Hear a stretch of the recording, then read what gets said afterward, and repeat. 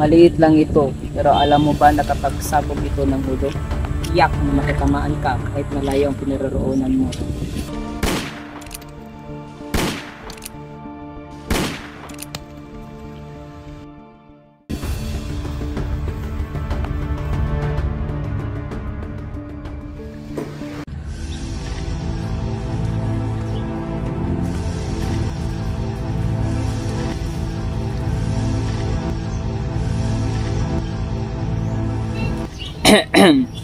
Narito ang mga kahita ng karangyaan at kagandahan na maaaring ninyong iibigan. Unang kahita, pangalawang kahita, pangatlong kahita, pang-apat na kahita, panglimang kahita, pang-anim na kahita, pang-pitong kahita, pang-walong kahita, pang-siyam na kahita, pang-sampung kahita, at pang-11 kahita.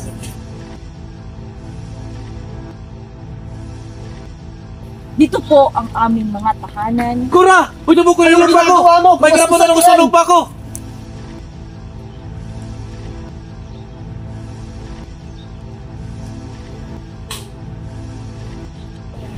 Kaya nga pala, nais kong ipabatid na baka may luma kayong hiyas o di kaya pwede na itong ibayad sa akin. Ganda pala dito.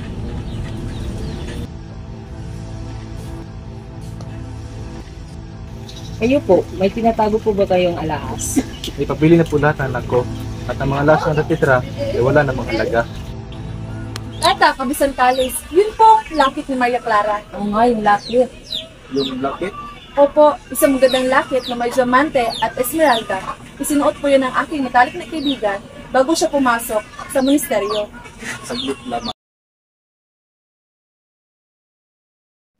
Ito po, Ginoo. Magkano niyo po ito pagbibili? 100, 200, 1,000 po, 5,000 o kaya gusto niyo lang pumili sa mga alas na dala ko? Papayagan po ninyo, hihingin po muna ang permiso ng aking anak.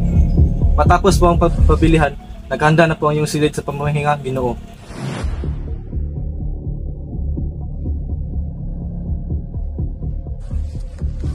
Bakit sa araw na ito pa hinubaran ako ng dignidad na mga may kapangyarihan? Bakit kailangang magkatagpos ang isang maragitaas sa buhay at isang mayaman sa lipunan?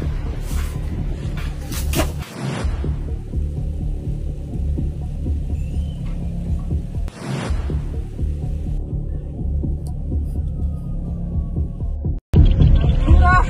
Huwag niyo nang kunin ang lupa ko! Anong ginagawa mo? Karapatan ko ang lupa ko, Kura!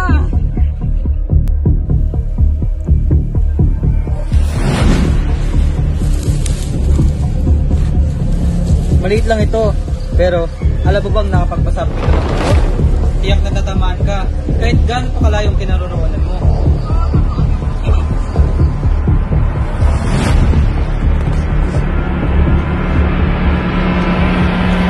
Kura!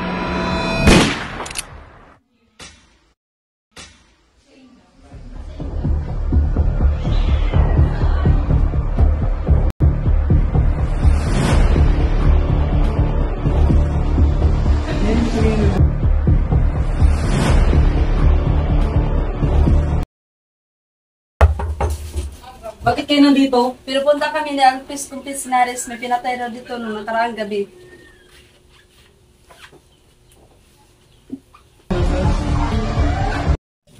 Wala si Kabisan Talis dito sa kanilang bahay, kaya siya na lang ating nagamputin.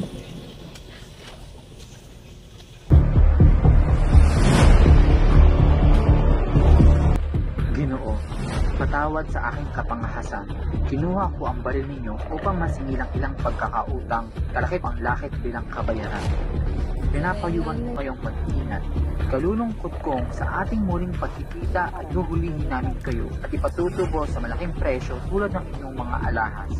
Pagbaba ninyo sa hagdan ng bahay ko, pakasisiguro kayong hindi na ninyo ako maituturing ng isang kaibigan, hindi isang kaaway na dapat pangailagan. Talas.